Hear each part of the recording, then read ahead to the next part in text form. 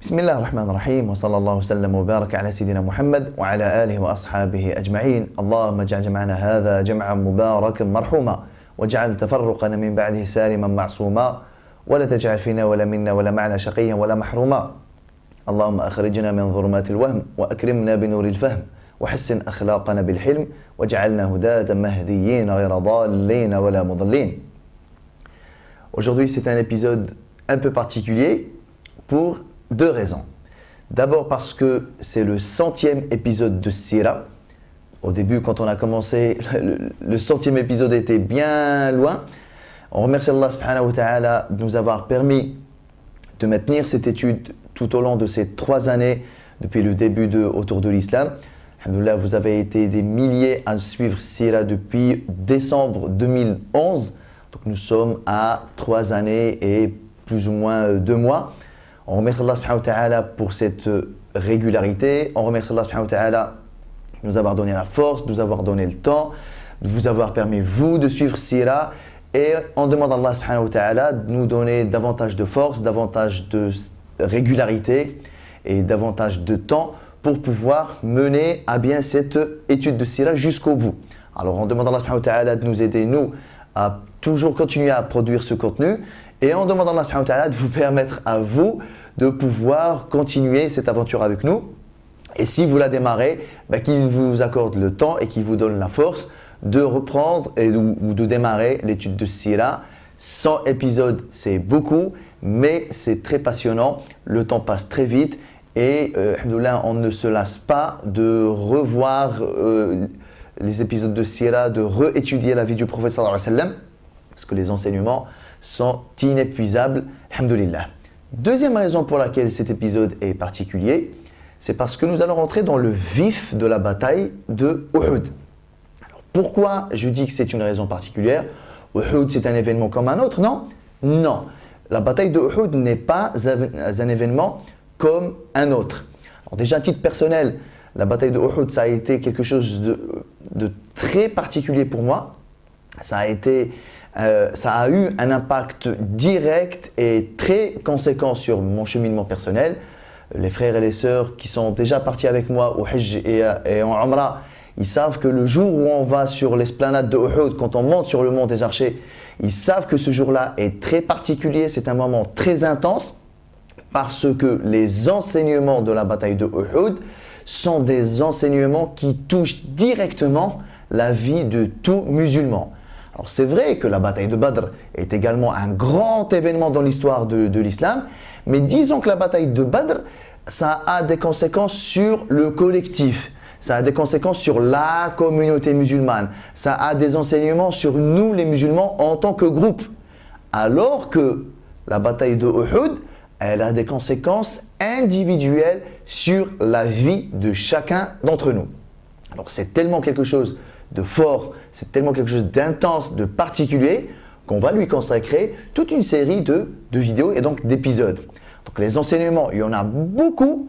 Franchement, je pourrais en parler pendant des heures et des heures et des heures. Mais avant de rentrer dans les enseignements et dans les particularités du jour de Uhud, aujourd'hui, Inch'Allah Ta'ala, dans cet épisode, on va parcourir la bataille de Uhud dans son déroulement général. Pour que, Inch'Allah Ta'ala, dès la semaine prochaine, quand on reprendra événement par événement, événement par événement, moment par moment, que vous ne soyez pas largués, au moins que vous ayez une vue globale sur le déroulement général de cette bataille.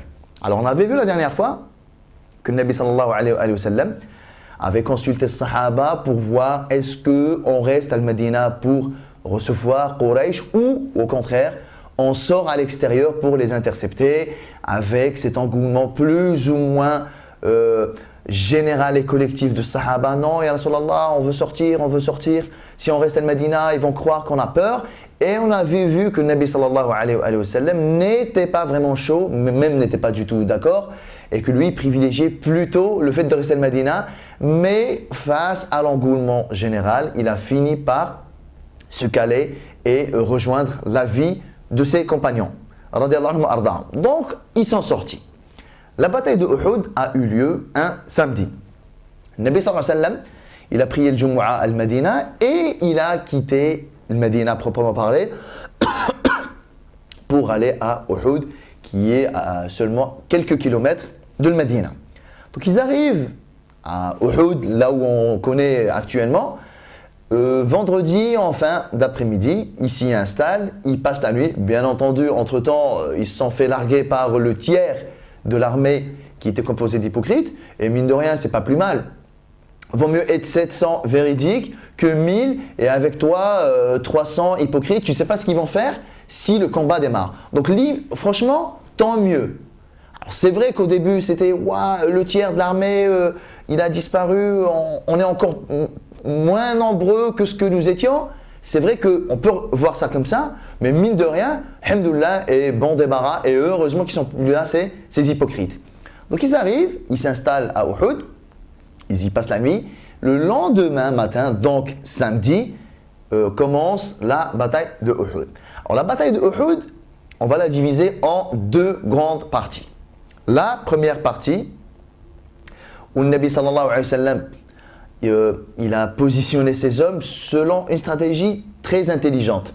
Le Nabi sallallahu alayhi wa sallam, il s'est dit, voilà, je voulais rester à Médina, entre autres raisons, ce que nous avions vu la dernière fois, entre autres raisons, pour obliger Quraysh à venir à notre rencontre par petits bouts, une sorte d'entonnoir. Alors c'est vrai qu'ils sont 3000, si on doit faire face à 3000 personnes comme ça d'un coup, il y a quand même un désavantage manifeste.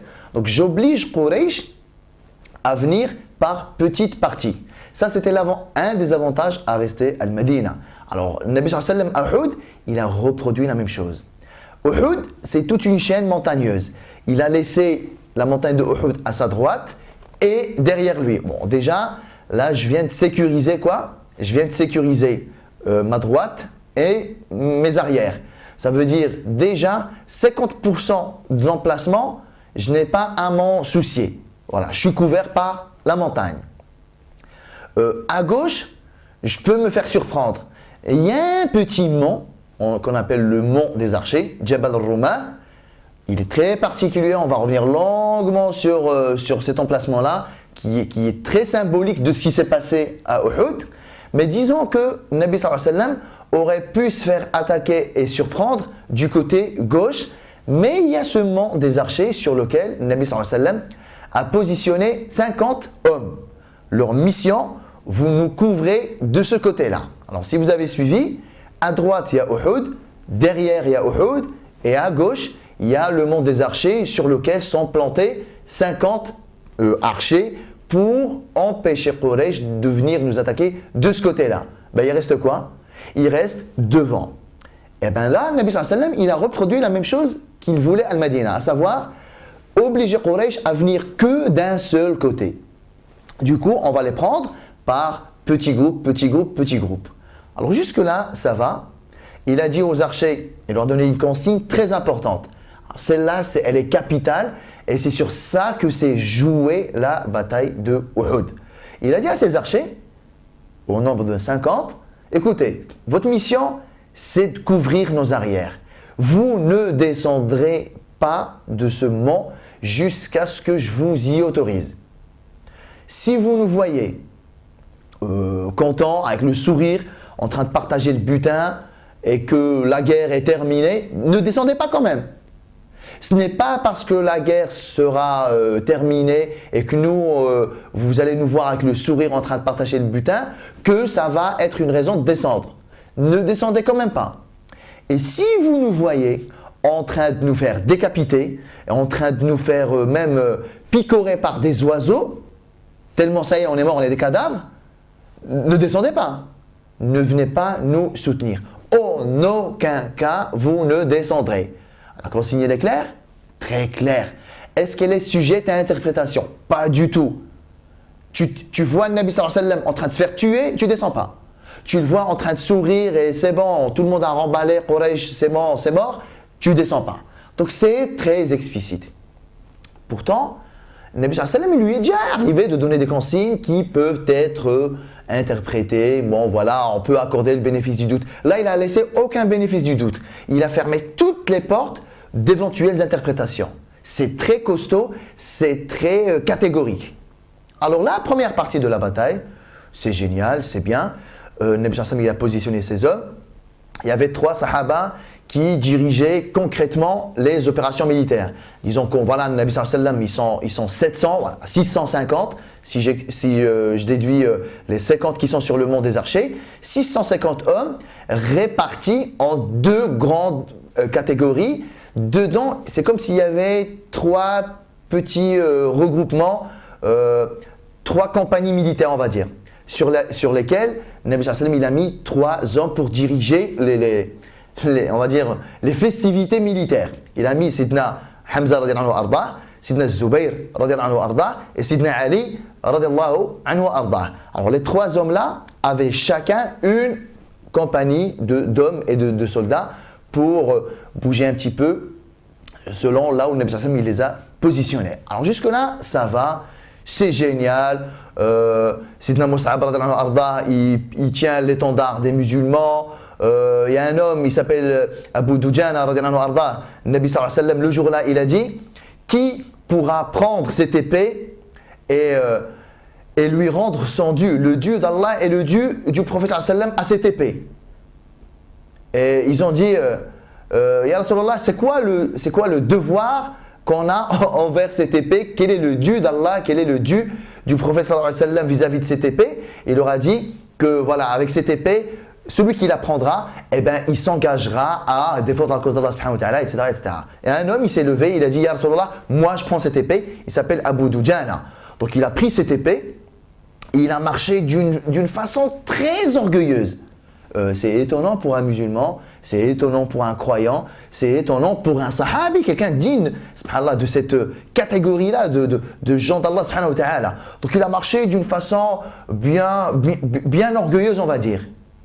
Et là, le Nabi sallallahu alayhi wa sallam, il a dit quelque chose. Il a dit: ça, c'est une démarche qu'Allah déteste, sauf dans ce genre de contexte. Pourquoi je vous dis, c'est une petite anecdote ça dans la bataille. Pourquoi je vous le dis pendant cette phase? Pour vous montrer que pendant cette première phase, la confiance, elle était au taquet. Les musulmans, ils étaient bien dans leur peau, super motivés, super confiants. C'est eux qui étaient dominants, mais à l'exemple de Abu Dujana, il marche d'une façon bien impressionnante, remplie, on va dire torse bombé, etc. Même si c'est une démarche qu'Allah déteste en temps normal, mais là, dans un contexte de guerre, face aux ennemis d'Allah subhanahu wa ta'ala, il fallait ce genre de choses pour impressionner l'ennemi.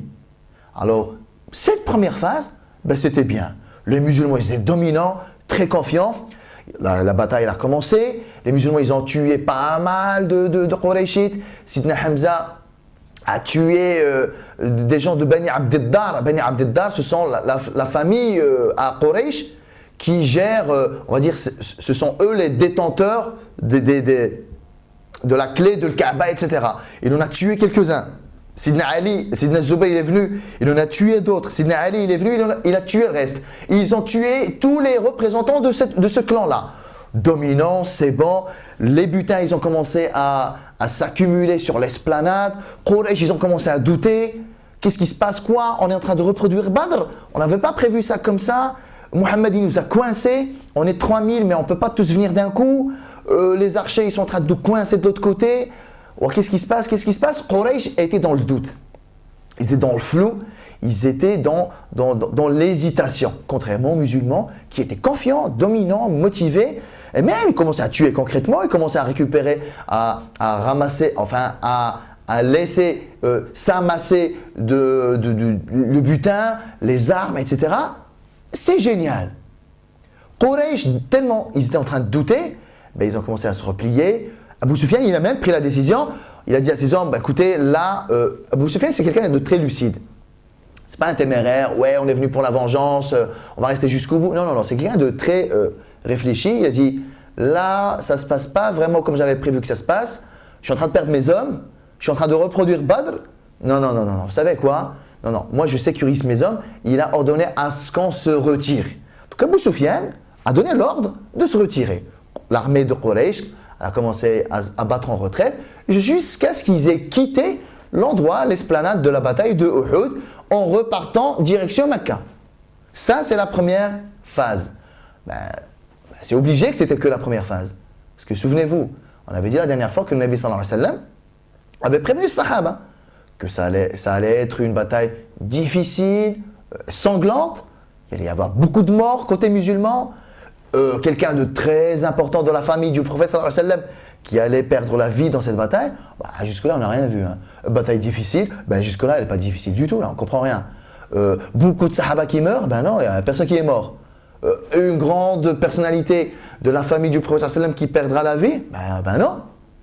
Donc, si quelqu'un devait être vigilant à ce moment-là, il allait se dire attends, le Nabi sallallahu alayhi wa sallam nous a prévenu de plein de trucs, je vois rien moi. C'est génial, on est en train de gagner, de battre Quraysh, même on les a battus, regarde, ils sont partis. C'est bon, on a du butin, c'est encore mieux que Badr.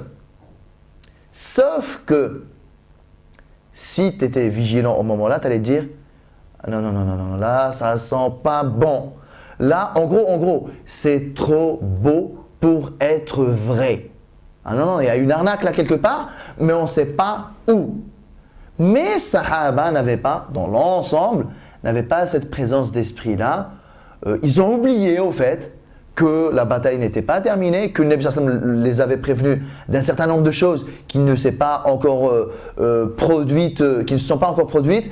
Donc normalement, c'est pas terminé. Mais dans l'engouement général, ouais, super génial, ça leur a échappé dans leurs esprits. Et c'est là où a eu lieu un truc qui a fait basculer la bataille dans sa deuxième phase, dans sa seconde phase. Quel est cet événement déclencheur? Les archers. Nabi sallallahu alayhi wa sallam avait énormément insisté pour que ces hommes-là ne descendent pas. Et d'ailleurs, en voyant comment le Nabi sallallahu alayhi wa sallam avait beaucoup insisté, descendez pas, ne descendez pas, même si on meurt, même si vous nous voyez en train de nous faire décapiter, même si vous nous voyez en train de remballer tout, ne descendez pas. Le fait d'avoir insisté, si on avait été un peu vigilant et on avait bien remarqué que le Nabi sallallahu alayhi wa sallam avait exagérément insisté sur le fait que les archers ne devaient pas descendre, on pouvait, si on avait été vigilant, on pouvait deviner que la clé de la bataille de Uhud, c'était ce mont des archers et c'était ces hommes-là. Qu'est-ce qui s'est passé? Quand Quraysh sont repartis et que les musulmans, ceux qui étaient sur l'esplanade même de la bataille, ils étaient en train de voir le butin, qu'est-ce qui se passe, on regarde, qu'est-ce que Quraysh ils ont laissé. Les hommes qui étaient sur le mont des archers, ils se sont divisés. Ils ont divergé. Une partie a dit, bon voilà, la guerre c'est terminé, on descend. Et une minorité a dit, absolument pas. Le Nabi sallallahu alayhi wa sallam nous a demandé de rester là, on reste là jusqu'à ce que lui nous demande de descendre. Ceux qui ont décidé de descendre sont au nombre de 40. Ceux qui ont décidé de rester sont au nombre de 10. Alors les 40, comment ils ont justifié ça? Oui, mais il nous a dit de ne pas descendre et l'histoire du butin, et si on les voyait en train de se faire tuer, ça c'était au cas où la bataille n'était pas terminée. Mais là, c'est terminé. Quraysh, ils sont partis, regardez, on les voit de loin, ça y est, ils sont partis. Donc là, attends, il n'y a aucun intérêt à rester. Les autres, nous, on ne veut rien savoir. Le Nabi sallallahu alayhi wa sallam nous a demandé de rester, on reste. Ils ont désobéi à leur émir, qui leur a demandé de rester, ils lui ont désobéi et ils sont descendus. Ils sont descendus pour rejoindre leurs frères, leurs compagnons, sahaba, le reste de l'armée. Voilà, qu'est-ce qui se passe, voilà le butin. Sur le mont des archers, combien sont restés? 10 personnes à peine. Et là, le drame a eu lieu. Parce que derrière le mont des archers, l'armée de Quraysh, Abu Sufyan, eux, ils sont repartis, mais pas une partie de l'armée qui était composée de Khalid ibn Walid et de ses hommes. Eux, ils étaient planqués derrière le mont des archers. Ils attendaient une opportunité, une ouverture. Khalid ibn Walid, quand il a vu, attends, depuis tout à l'heure, je regarde le mont des archers, ils sont 50. Là, d'un coup, j'en vois plus que 10. L'opportunité. Alors, qu'est-ce qu'il a fait? Même si le jour-là, il n'était pas musulman, il est venu avec ses hommes, ils sont montés sur le mont des archers, ils ont tué les 10 d'un coup. Et ils sont, avant de descendre sur l'esplanade, Khalid ibn Walid, il a crié de toutes ses forces que Hubal, l'une des idoles de Quraysh, que Hubal soit le plus haut, le plus élevé. Abu Abu Sufyan, quand il a entendu que Hubal soit le plus élevé, il a dit, ça ne peut pas provenir d'un musulman, ça. Qui c'est qui dit ça? Il s'est retourné, il a dit, ça ne peut être que Khalid. Du coup, il a dit à ses hommes, revenez tous, on revient à la bataille. Khalid bin Walid domine, on va dire, la nouveauté et le coup de théâtre. Khalid bin Walid est en train de le dominer. Revenez, on revient tous à l'esplanade de la bataille. Khalid bin Walid, du monde des archers avec ses hommes, ils descendent en cavalerie. Alors, Sahaba, imaginez, Sahaba, ils sont au milieu.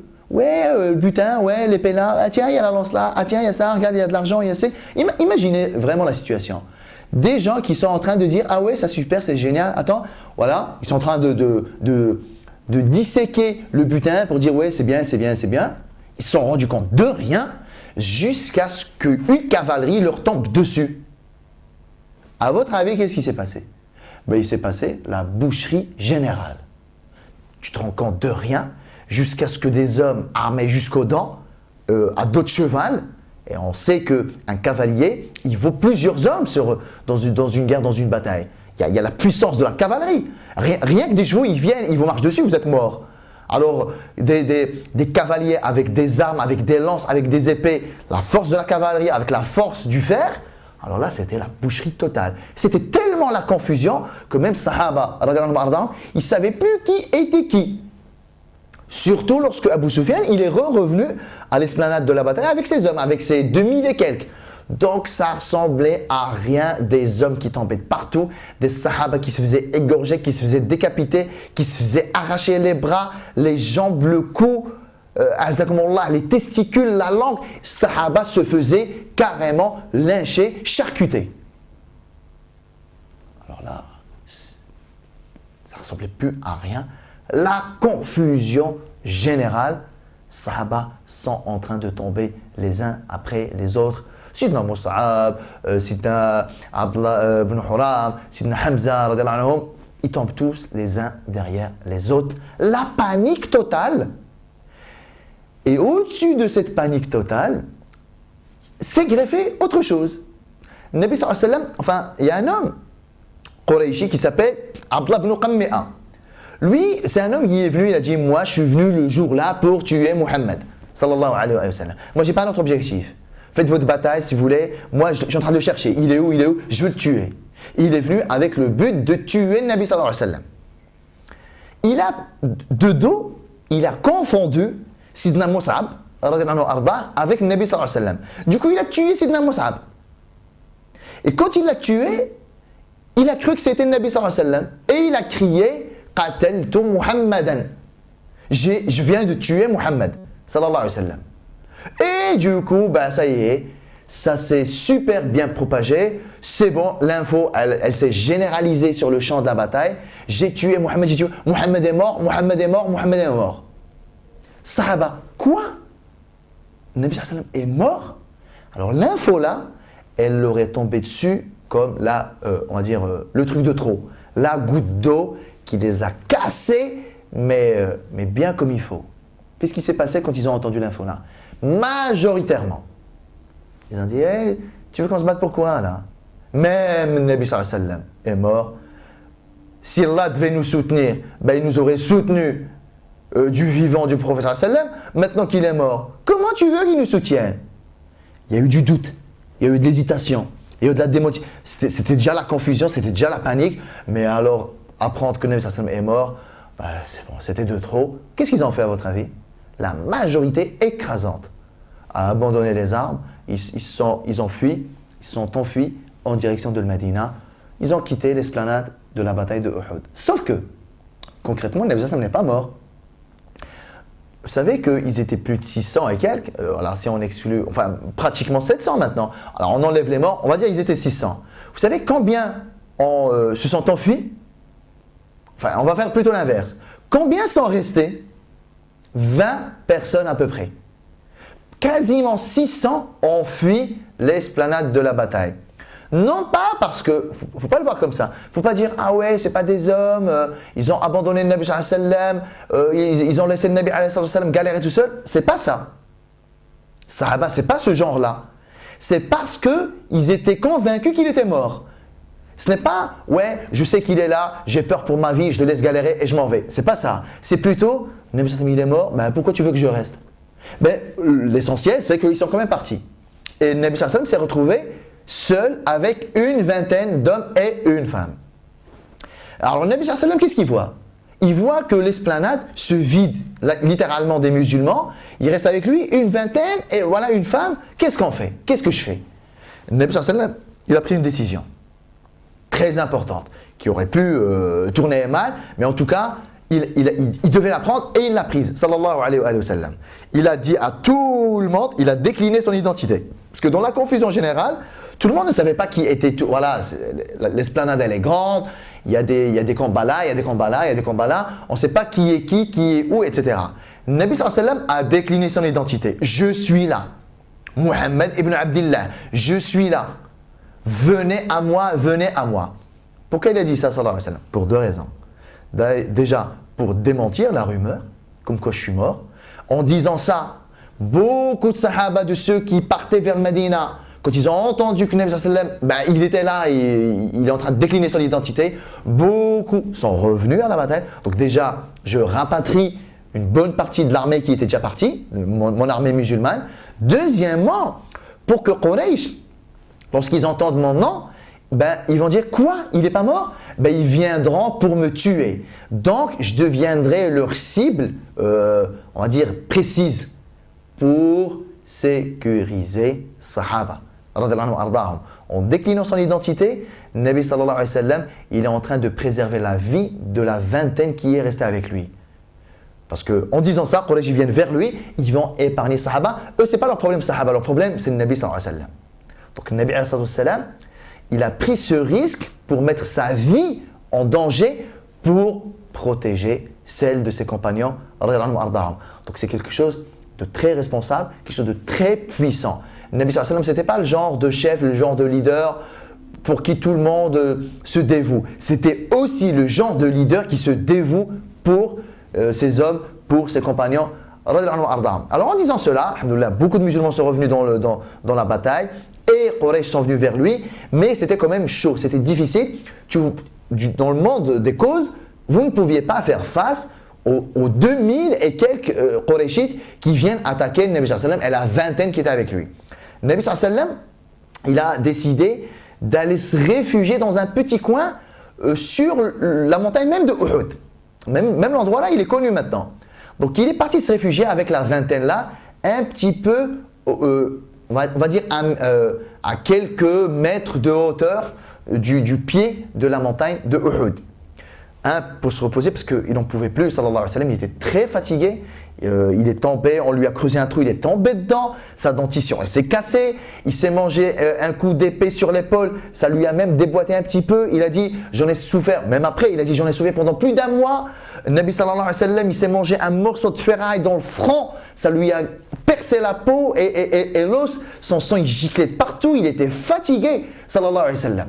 Même lorsqu'il est parti se réfugier sur la montagne de Uhud, il ne pouvait plus grimper. Jusqu'à ce que, subhanallah, Sahaba, ils sont mis à quatre pattes pour le soulever, pour lui permettre de monter, tellement il était éprouvé physiquement, il était fatigué, sallallahu alayhi wa sallam. Alors je ne vous parle même pas de Sahaba. Le Nabi sallallahu alayhi wa sallam qui a la force de 40 hommes, il était épuisé. Alors imaginez Sahaba, dans quel état ils étaient.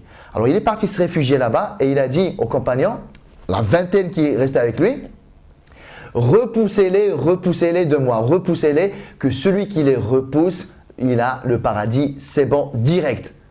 Alors là, il s'est passé quelque chose de magnifique sur lequel je reviendrai longuement, Inch'Allah Ta'ala, dans une vidéo indépendante.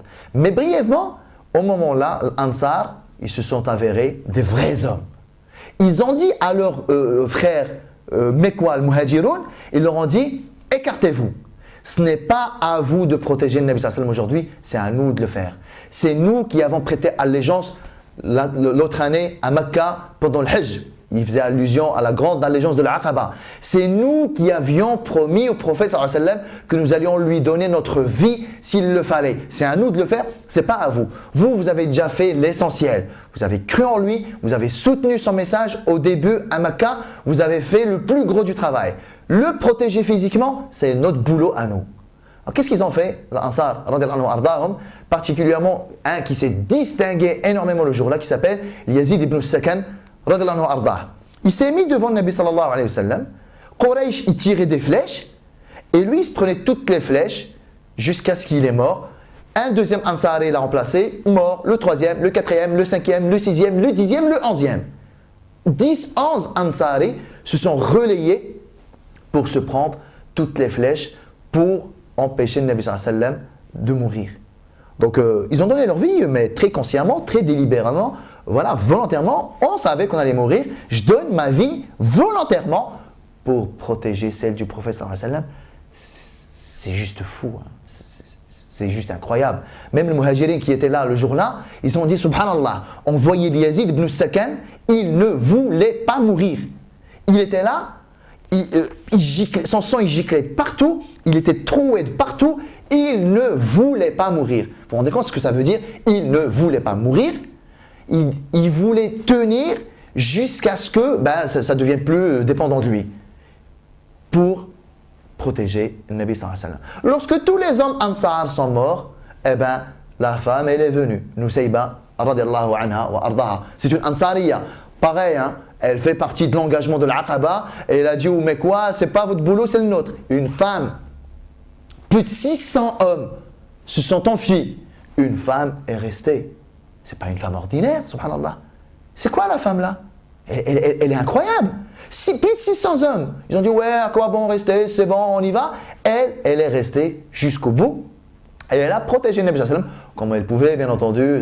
C'est pas une guerrière, on va dire, comme un homme. Elle n'a pas la même capacité qu'un homme. Mais elle a fait ce qu'elle pouvait. Elle est tombée, elle n'est pas morte. Elle est juste tombée blessée. Ensuite, les muhajiroun, ils ont pris le relais. Radiyallahu anhum ajma'in.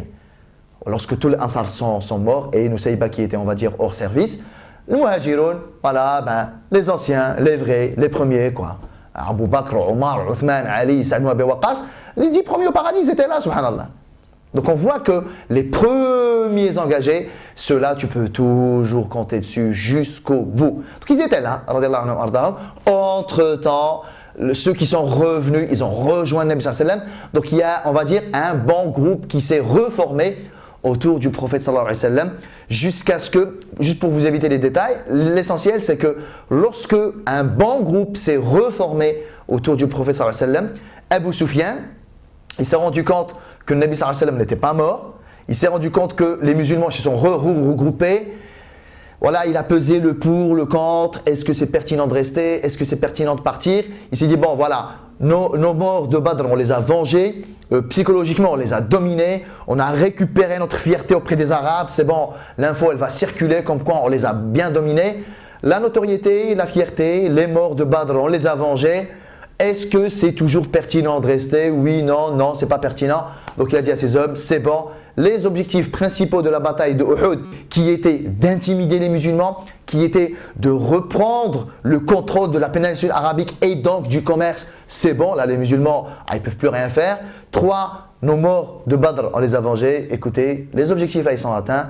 C'est pas pertinent de rester, on remballe et on repart à Mecca. Et la bataille de Uhud s'est terminée à 99% de cette manière. Il reste 1% sur lequel on reviendra, Inch'Allah Ta'ala, la semaine prochaine. Dans l'ensemble, alors je voulais parcourir avec vous voilà, les principales étapes et les principaux revirements et les principales situations incluses dans le scénario général de la bataille de Uhud pour que dès la semaine prochaine, Inch'Allah Ta'ala, quand on attaquera les enseignements particuliers, vous savez de quoi on parle, que telle chose elle est liée à telle partie de la bataille pour que vous ayez de là une vue globale et générale de cette bataille. Wallahu ta'ala a'lam. Wa sallallahu wa sallam wa barak ala sayyidina Muhammad wa ala alihi wa ashabihi ajma'in. Je vous retrouve la semaine prochaine. Wassalamu alaikum wa rahmatullahi ta'ala wa barakatuh.